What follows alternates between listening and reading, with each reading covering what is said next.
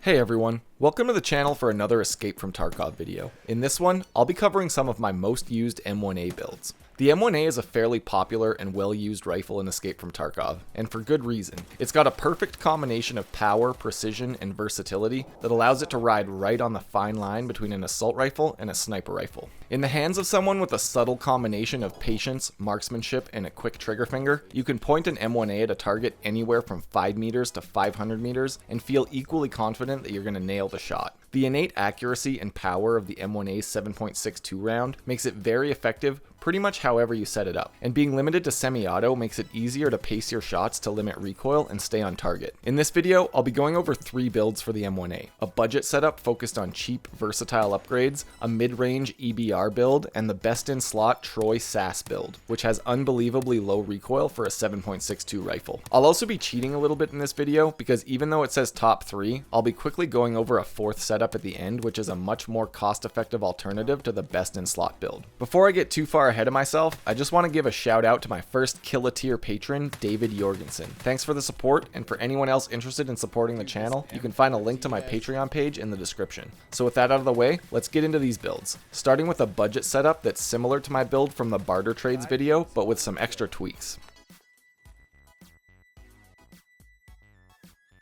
When you're talking about the M1A, it's in a little bit of a weird spot when it comes to builds, because the top tier build radically outperforms both the budget and mid tier builds in terms of raw stats, and there's no cheap way to radically alter the recoil and ergonomics on the M1A. With that in mind, my budget build is focused more on adding versatility to the M1A and building something that's equally useful at close and long range. This build is quite effective as a reasonably priced DMR. It's very easy to set up, and in my opinion, it gives you everything you need to take down fully geared PMCs on a reasonable budget. To start with, I based this build around the M1A trade at Peacekeeper level 3 for the 8 USB adapters. This gets you everything you need for the base of the build, and these adapters can be purchased on the flea market for about 40,000 rubles total. The first change I make on this one is to swap the default barrel out for the longer 22-inch barrel, which is sold by Mechanic level 3. This will cost you about 15,000 rubles total once you sell the older barrel back to Skier. With this longer barrel, you can now easily attach a muzzle device, and you actually have an almost overwhelming number of options for a muzzle device on the M1A. For the best in slot option, you can go with the Landtac Dragon, which I'll talk about later in this video, but for this budget build, I picked out the M11 muzzle brake at Peacekeeper level 3. The reason I went with this one is to avoid picking attachments for the budget build that are locked behind level 4 traders, and this one can be purchased from Peacekeeper level 3 at around level 18.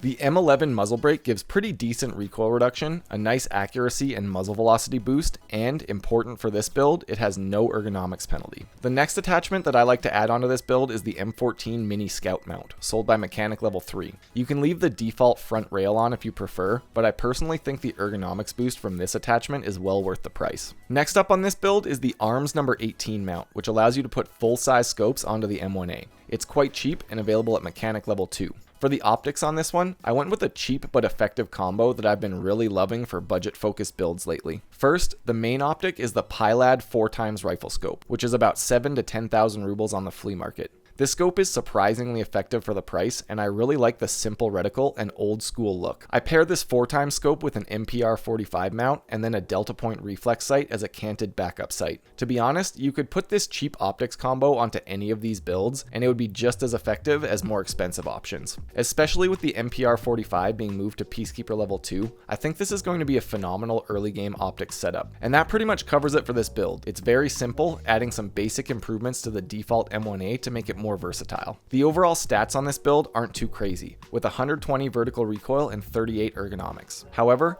other stats like the accuracy and muzzle velocity are vastly improved over the standard M1A build, and the optics allow you to nail enemy players at any distance.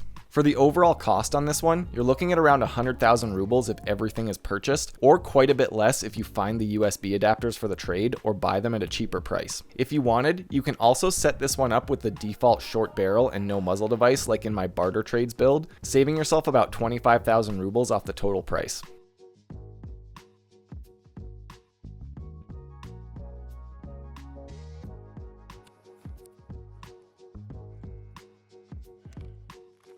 The next build I have for the M1A is a mid-tier setup, and this build does give some fairly significant upgrades to the stats without breaking the bank too much. I based this build around the EBR chassis for the M1A, and I did try a few variations using the Archangel stock as well, but the ergonomics is quite a bit lower for the same price, so I stuck with this EBR build. For this one, I'm building the M1A from scratch, starting with the blank receiver from mechanic level 3, and then adding the 22-inch barrel, also from mechanic level 3. It's cheaper to do this than to buy an M1A straight up, so I figured I would show this method. Next, I buy the 3 pieces required for the EBR chassis: the handguard, stock, and pistol grip, all from mechanic level 3. These pieces combined give a solid recoil reduction and a much needed ergonomics boost.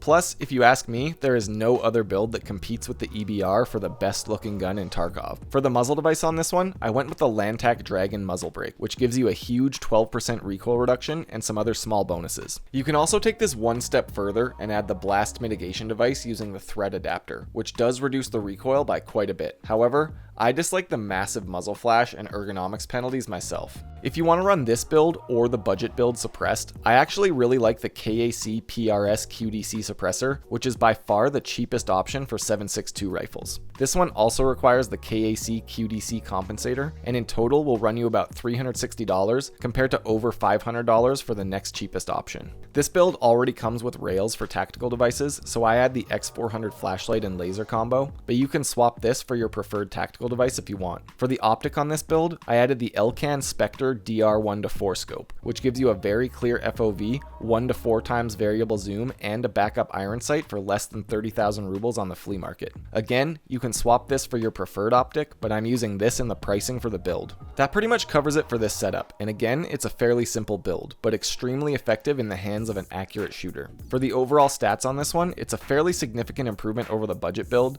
coming out with 97 recoil and 56 ergonomics. Not exactly meta level numbers, but a big step up from the budget build. If you go with the suppressor I mentioned, you'll lose some recoil and ergo points, but sometimes running suppressed is well worth that sacrifice. The total cost of this EBR setup is around 140,000 rubles if everything was purchased, and about 160,000 rubles if you go with the suppressor. This build isn't a massive jump in stats, but it's also not a massive price jump either. I think the extra ergonomics is worth it, but as you'll see in the next build, if you just keep dumping money into an M1A, you can get some ridiculously good stats.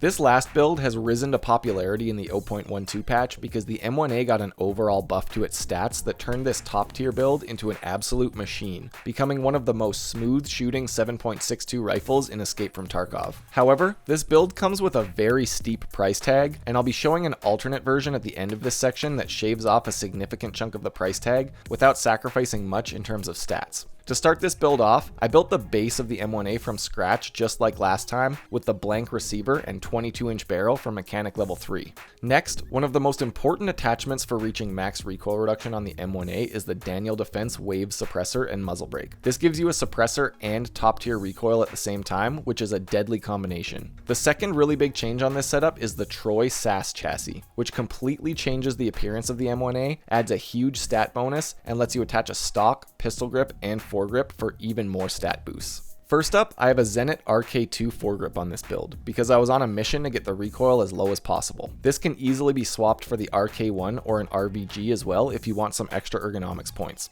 Next, you add the SI Advanced Buffer Tube onto the build, which gives a nice stat boost on its own, and then I also add the HKE1 stock for top tier recoil numbers. For the pistol grip on this one, the best option from the traders is the Hogue rubber grip at Peacekeeper level 3, but if you want to spend a lot of money on just 1 or 2 extra ergo points, it also takes the MOE AR-15 pistol grips. The optic on this build is the Leopold Hammer Scope with a Delta Point reflex sight. This scope comes in at a steep $480 total, but it's also one of the most effective and versatile optics in the game in my opinion. Finally, the finishing touches on this build include a pair of MBUS backup iron sights for the ergonomics and an X400 flashlight and laser combo. The overall stats on this build are really quite amazing, coming in at 49 recoil and 54 ergonomics. For some perspective, that recoil is about the same as a meta AK-74 build, but this is a 7.62 by 51 rifle. You can spam the trigger on this thing and the reticle barely moves. It's just kind of unreal how smooth it shoots for a 7.62 DMR.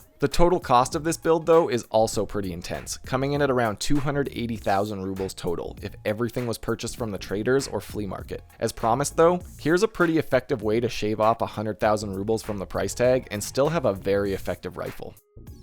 Most of the base on this rifle is exactly the same, but the first change is to swap the wave suppressor for the Landtac Dragon muzzle brake. You lose stealth, but you don't lose much recoil. Next, I swapped the RK2 grip for a Magpul RVG, which is 1/3 of the price and gives a nice balance of stat upgrades to the build. For the optic, I swapped the hammer out for the Elcan Spectre from the EBR build, which cuts the price of the optic in half while still being a pretty versatile scope. Finally, I swapped the stock out for the MFT BUS stock, which has identical recoil stats but is around 5,000 rubles cheaper. The overall stats on this alternate build come out to 60 recoil and 63 ergonomics, which if you ask me is still amazing for a 7.62 rifle. And as promised, this setup shaves off 100,000 rubles from the top tier build, coming out at around 180,000 if everything is purchased.